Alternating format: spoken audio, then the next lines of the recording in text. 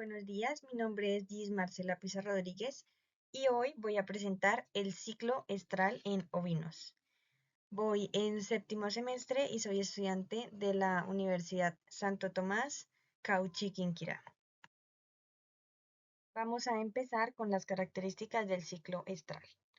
Entonces, este es un tipo de ciclo poliéstrico estacional de días cortos. ¿Qué quiere decir esto? Que la actividad reproductiva ocurre principalmente cuando disminuyen las horas de luz. Durante la primavera y el verano, cuando los días son largos, las hembras entran en anestro estacional. Esto quiere decir un periodo de inactividad reproductiva. Y cuando los días se acortan, que sería en otoño e invierno, se reactiva la actividad reproductiva. Esto permite que las crías nazcan en épocas favorables, hablamos de clima y disponibilidad de alimento. Para la duración del ciclo, entonces es un promedio de 17 días, aunque hay que tener en cuenta que puede variar entre los 14 y los 19 días. Continuamos con las fases del ciclo estral. Entonces son proestro, estro, metaestro y diestro. ¿Qué ocurre en cada una de estas fases? Entonces, el proestro es la etapa de la preparación. Acá es donde se inicia el crecimiento de los folículos y donde hay cambios en el aparato reproductor que preparan a la hembra para nuestra siguiente fase, que sería el estro. En la fase del estro, entonces, esta es la fase de la receptividad sexual. Acá es donde la hembra acepta la monta y ocurre la ovulación. Esto dura entre 18 y 72 horas con un promedio de 36. En la etapa del metaestro, entonces, es la etapa donde se forma el cuerpo lúteo y pues es la estructura responsable de producir progesterona solo si hay gestación. Y por último tenemos la etapa del diestro, que es la fase más larga y es donde el cuerpo lúteo está ya completamente desarrollado y si no hay gestación, se degenera para reiniciar el ciclo. Vamos a ver ahora el control hormonal del ciclo estral. Entonces, sabemos que este es un mecanismo coordinado entre el cerebro y los ovarios. Entonces, bueno, como lo mencionaba ahorita, todo inicia con un estímulo ambiental.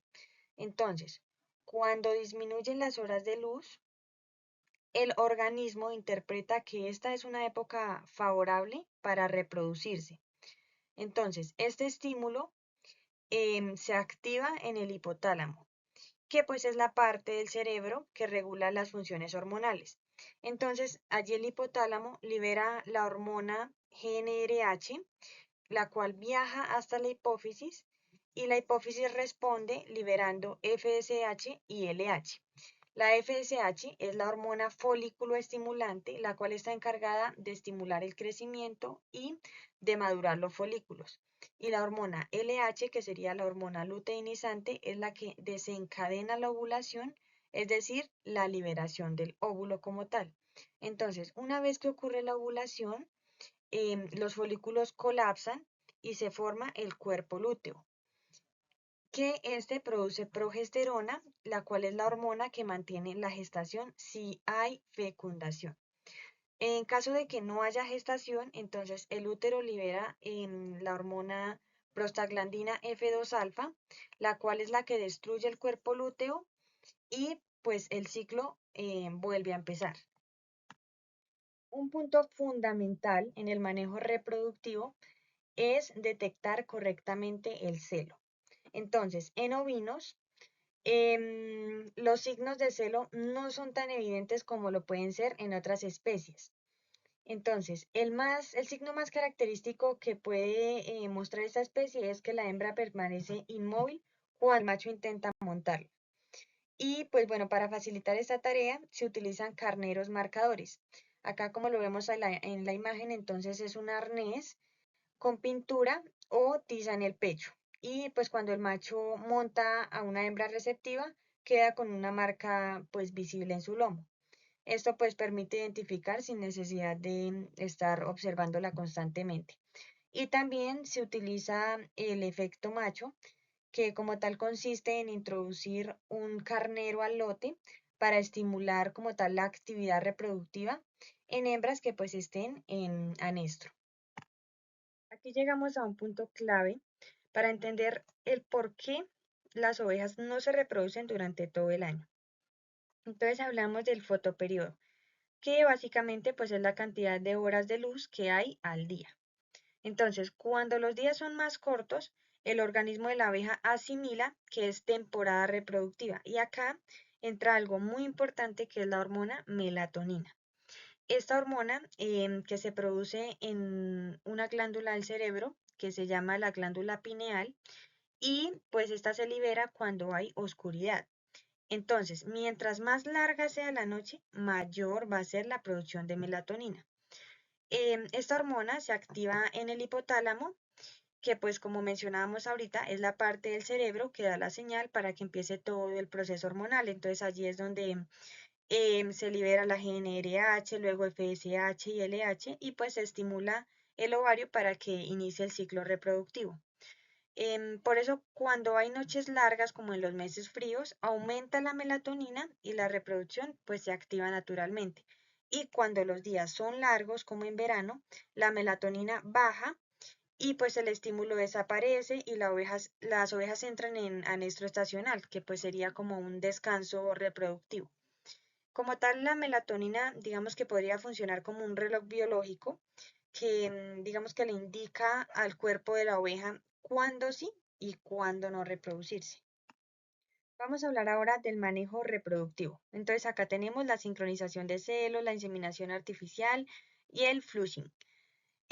Bueno, como ya vimos, la melatonina pues es la que marca la temporada reproductiva, pero nosotros como productores podemos aprovechar esta información para organizar la reproducción de forma un poco más técnica. Entonces, una de las estrategias más comunes es la sincronización de celo. Entonces, esta técnica que busca que la mayoría de las ovejas entren en celo al mismo tiempo. Esto pues para facilitar la planificación de empadres, la atención de partos y pues como tal el uso eficiente de los recursos. ¿Cuáles son esas variables que influyen en la reproducción ovina? Entonces, bueno, aunque entendamos perfectamente el ciclo y quizá utilicemos técnicas como la sincronización, hay factores muy importantes que nos van a determinar si realmente vamos a tener buenos resultados. Entonces, hablamos de factores como la nutrición, la raza, la edad y peso y el efecto macho. Entonces, cuando hablamos de nutrición y condición corporal, entonces si la oveja está muy delgada o mal alimentada, pues obviamente no nos va a responder bien a los estímulos reproductivos. En tema de raza, entonces pues algunas razas van a tener un anestro estacional más corto y pues otras van a reproducirse casi todo el año. En tema de edad y peso, entonces las hembras deben alcanzar un peso mínimo para empezar a ciclar correctamente.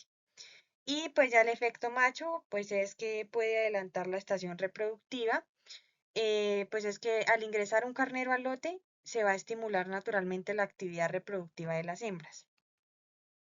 Ya para finalizar, entonces vamos a sacar tres ideas principales que nos van a resumir esta presentación.